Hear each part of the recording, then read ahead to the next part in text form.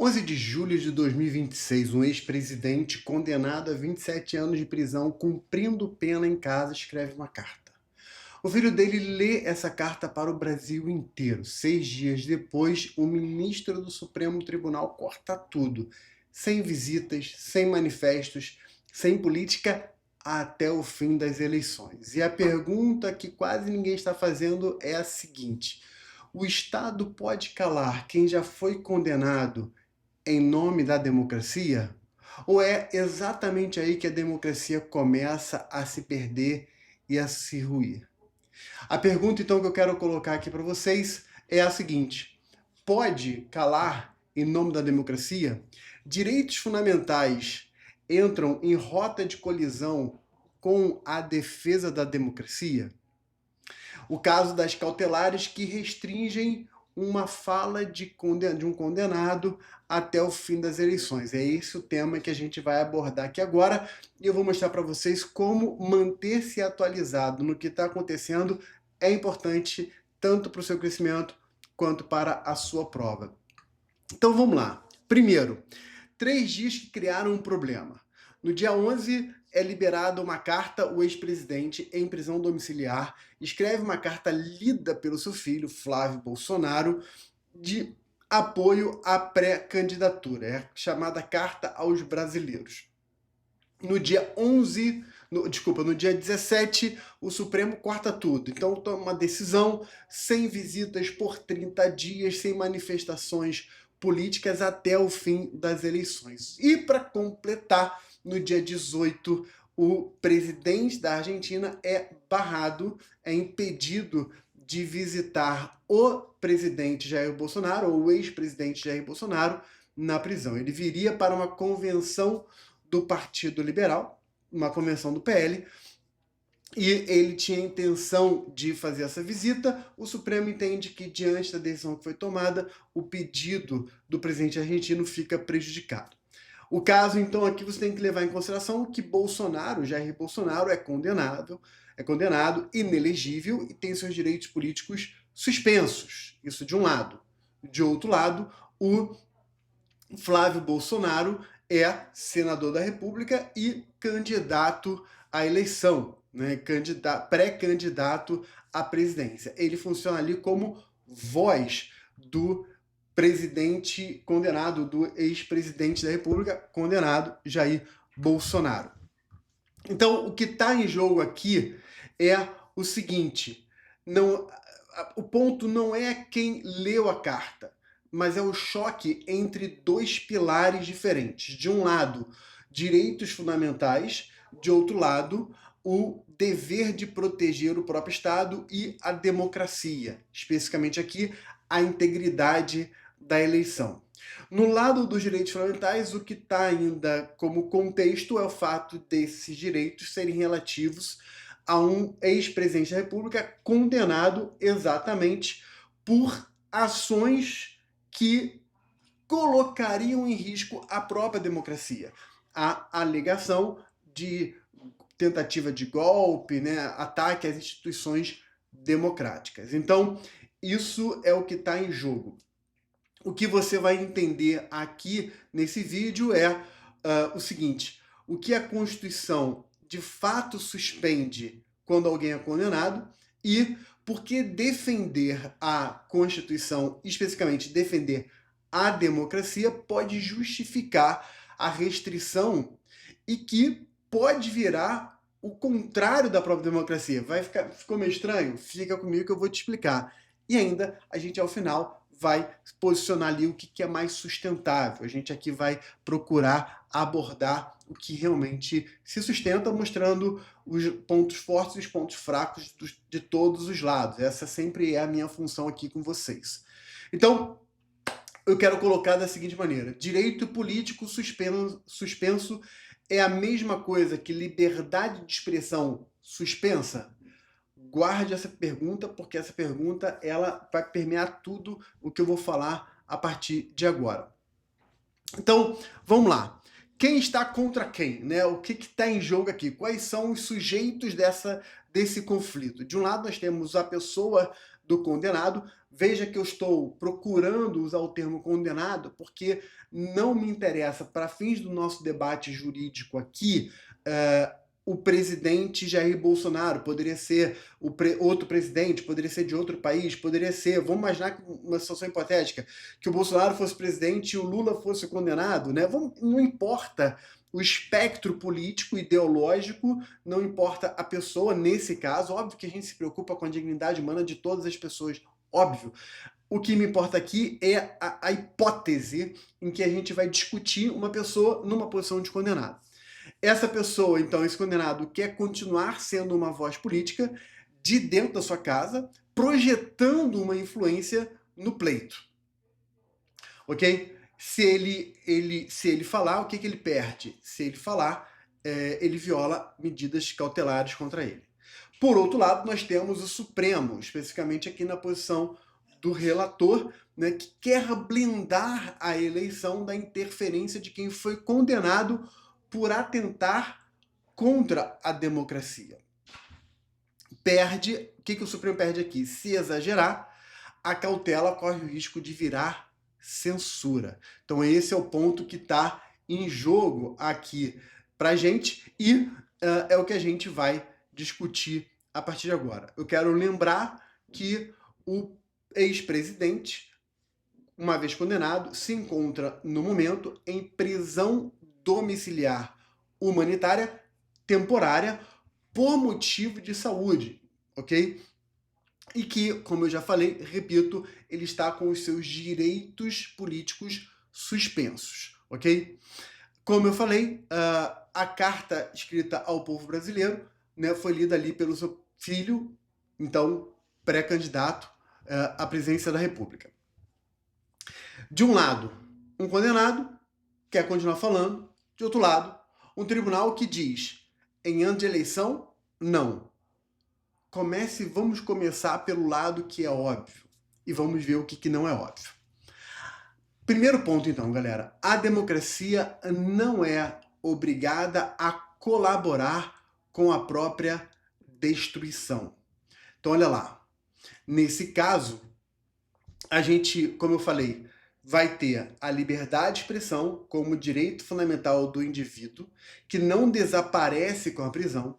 De outro lado, a integridade da eleição, que é o dever do Estado de proteger o pleito e a própria democracia. Direito político suspenso é a mesma coisa que liberdade de expressão... Opa, rodei muito aqui. Liberdade de expressão suspensa? Essa é a pergunta que eu já tinha colocado. Quando eu disse, então, que a democracia não é obrigada a colaborar com a própria destruição, eu quero trazer à tona aqui um ponto que é muito importante para o seu conhecimento, tanto na sua evolução pessoal jurídica quanto no âmbito de prova, que é o conceito de democracia militante ou democracia defensiva. A ideia aqui é a ordem constitucional pode restringir liberdades de quem as usa para destruí-la. Karl Loewenstein, em 1937, já vai trazer essa manifestação. Então veja que não é um tema que surge agora, já vem de muitas décadas, ok? Então a democracia militante ou democracia defensiva é a tese que sustenta que a democracia deve ser tolerante com as divergências, desde que essas divergências ou essas opiniões e manifestações não coloquem em risco a própria democracia. Entra em jogo aqui o chamado paradoxo da intolerância. O paradoxo da intolerância sustenta exatamente o seguinte: tolerância para os tolerantes, intolerância para os intolerantes. Então, se a tolerância ela for aberta de forma demasiada a ponto de colocar em risco a própria liberdade das pessoas, isso significa que ela se excedeu e deve ser restringida. Então, o paradoxo da tolerância significa dizer que eu não posso, em nome da tolerância, admitir aquilo que vai ruir, destruir a própria tolerância. Vamos trazer isso para o âmbito da democracia. A democracia pressupõe a liberdade de manifestação das pessoas, democracia pressupõe a participação ativa das pessoas, mas a democracia não pode admitir, não pode tolerar posições que coloquem em risco a sobrevivência da própria democracia.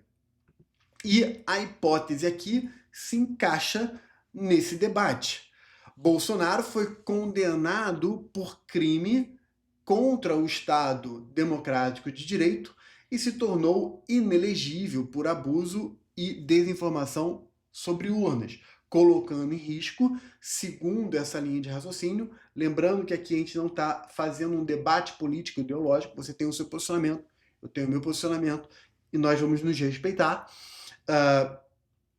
Aqui, então, o Bolsonaro, a alegação ele atentou contra o Estado Democrático de Direito. Ele foi condenado por isso. Existe todo um debate, eu sei, sobre a própria legitimação do Supremo Tribunal Federal, sobre abusos, exageros, ou enfim, existe tudo isso, mas vamos pegar o fato que está na mesa agora. E o fato que está na mesa agora temos uma pessoa condenada por isso. Em nome desse argumento, em nome desse fato, então se estabelece uma espécie de mordaça para que ele não se manifeste e, portanto, não projete influência sobre as eleições, ok? Base jurídica aqui direitos políticos suspensos, poder cautelar, o poder de cautela e o interesse na lisura do sufrágio, que você vai encontrar ali as bases constitucionais. Ou seja, veja que nós temos valores jurídicos, valores constitucionais, todos em jogos, todos numa rota ali de colisão. O artigo 5º, quando ele suspende os direitos políticos, ele não suspende a liberdade de expressão. E aí, então, para os detratores da decisão do Supremo Tribunal Federal, o argumento é exatamente esse. Ele não poderia deixar de se manifestar, porque isso é uma censura prévia. E aí, o que você acha? Já vai anotando aí, porque no final eu vou te fazer uma pergunta e eu quero que você escreva, ok? Então, nós temos esses fatos colocados na mesa. Diante desses fatos, então como eu coloquei aqui, né? Ninguém perde o direito de se manifestar, de ter e manifestar opinião só porque foi preso. Se a fala não é efeito automático da condenação, cada restrição precisa ter justificativa própria, de forma concreta, de forma proporcional e com prazo. Ali você tem até o final da eleição de forma aberta, ou seja, é uma restrição aberta. Ele se tornou um dos argumentos lá baseados na execução penal de restringir a comunicação do preso. Isso tem que ser feito por autoridade competente, autoridade judiciária competente, enfim. Então, tem um prazo, só que ficou aberto, seja lá qualquer manifestação, e a restrição de visitação bastante específica. Óbvio que algumas questões muito práticas, como advogado, médico, fisioterapeuta, tem ali a sua liberação, naturalmente. Ok? Então, diante de tudo isso, tudo que eu falei vai caminhando vai caminhando no sentido de a decisão do Supremo ter esse bom fundamento. E aí, você fala assim, pô, ok, professor, isso me convenceu, portanto, agora eu estou convencido da correção, da exatidão da decisão do Supremo Tribunal Federal. Agora seguro porque tem um problema no meio dessa história toda, e ele está no texto da própria Constituição. Olha o detalhe, o artigo 5º, como eu falei, suspende os direitos políticos do condenado, votar, ser votado, filiar-se a partido, mas ele não suspende a liberdade de expressão. Ninguém perde o direito de ter e manifestar opinião só porque foi preso. E se a fala não é efeito automático, ela tem que seguir o que eu mostrei para vocês. Ela tem que ser concreta, proporcional e tem que ser com prazo. Não basta usar um argumento de vou proteger a democracia, porque isso poderia se tornar uma fala demasiadamente abstrata. Então, uma coisa é impedir uma conduta eleitoral, por exemplo, impedir propaganda, abuso de poder, caixa 2 e tantas outras práticas. Outra coisa diferente seria proibir a opinião política, sobretudo quando essa opinião política não apresenta uma afronta à democracia. Quando uma pessoa diz eu apoio tal ou tal candidato, ou eu direciono as pessoas que eu influencio para tal caminho que não seja um caminho de afronta à política, por que eu vou ter o meu direito restringido?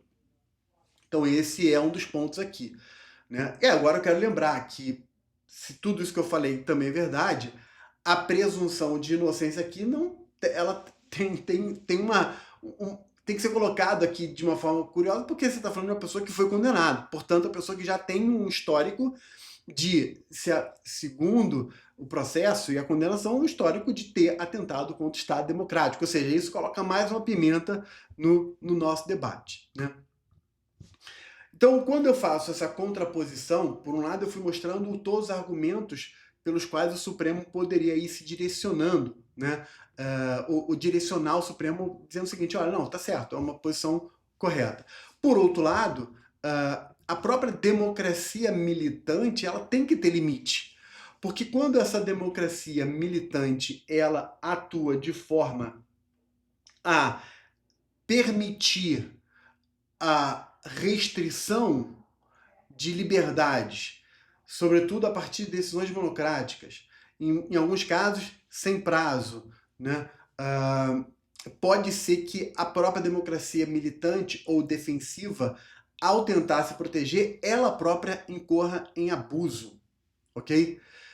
Isso é um tema bem complexo, até porque, e aí eu vou colocar mais uma pitada, mais uma pimenta aqui na história, até porque em tudo isso depende muito do espectro político que você se afilia ou se simpatiza, né? Porque se você for de um espectro político do próprio ex-presidente, né, mais chamado conservador, direita, né, enfim, você vai fazer toda a leitura, né, das decisões do Supremo com um viés, com uma ótica, né, com um óculos ideológico. Se você for do espectro mais progressista, chamada esquerda e tudo mais, e você, portanto, uma posição contrária ao antigo presidente, então você vai fazer uma leitura enviesada, uma leitura pelo seu óculos, mais favorável às posições do Supremo.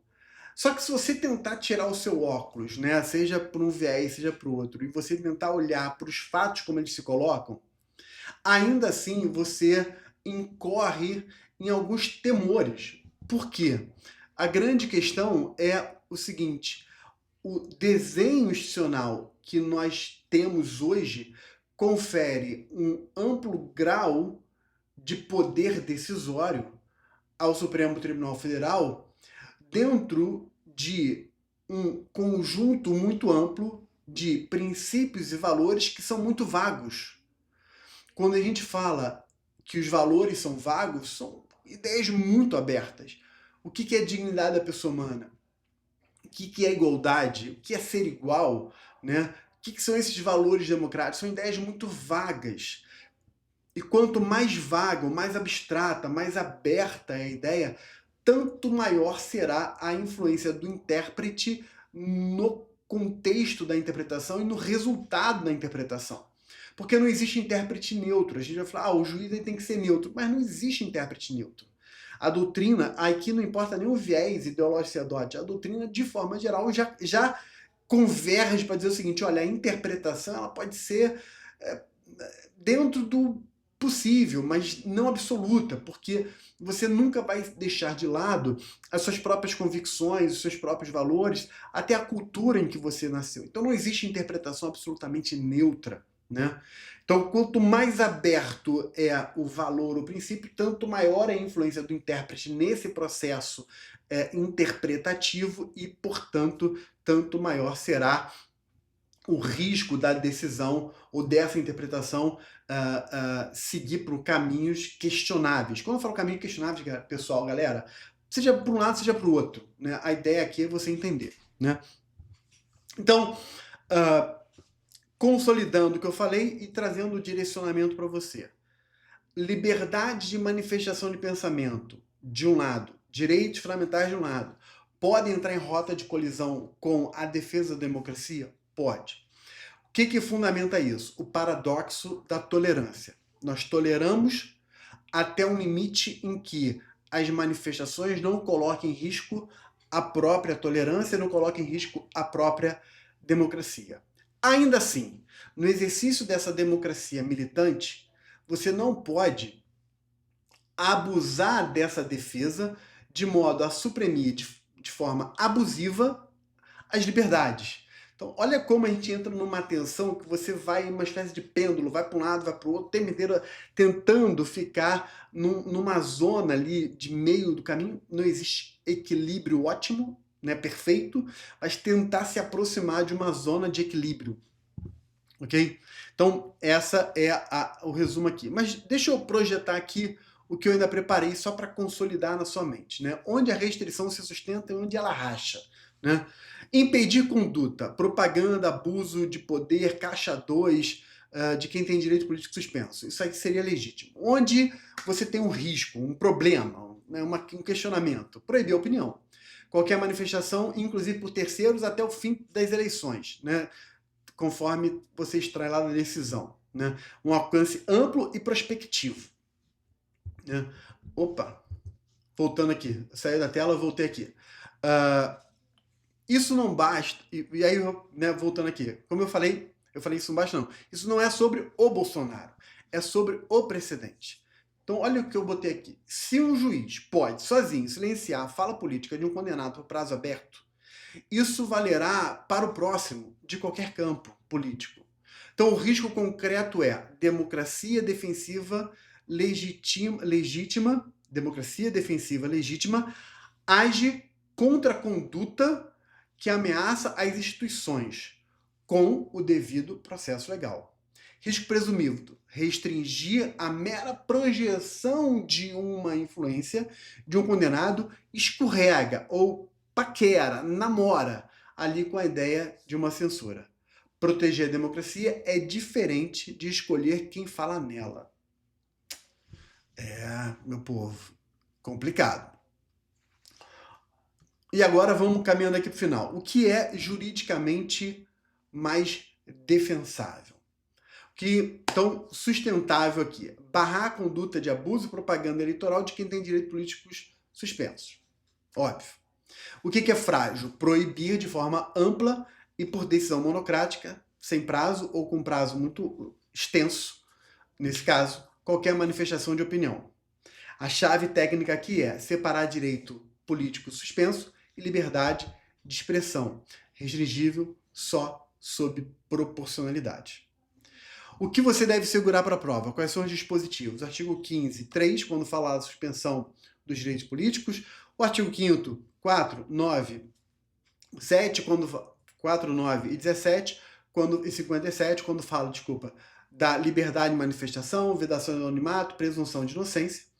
E 3 institutos importantes aqui, que é a suspensão e a perda de direitos, diferenciar uma coisa da outra, e a inelegibilidade. A nota 7 numa prova discursiva vira 10 quando você não confunde suspensão de direitos políticos com restrição da liberdade de expressão. Eu quero fazer aqui um desafio para vocês. Em até 5 linhas, você vai responder nos comentários a minha pergunta para que eu então possa corrigir. A suspensão dos direitos políticos por condenação transitada em julgado autoriza por si só restringir a liberdade de expressão política do condenado? Distingue os institutos e aplique a proporcionalidade. Se inscreva no canal, comente, escreva até 5 linhas aí, comente e eu vou analisar todas as respostas, as 3 melhores eu vou corrigir para você. É uma forma que eu tenho para retribuir tudo aquilo que você nos entrega. A sua atenção, sua audiência, o seu like, o seu comentário, o seu compartilhar. Então como é que eu posso retribuir todo o bem que você nos faz? Eu vou corrigir os seus comentários e vou responder para você, para te ajudar. É uma forma de, é quase que uma mentoria aqui, gratuita via YouTube. Beleza?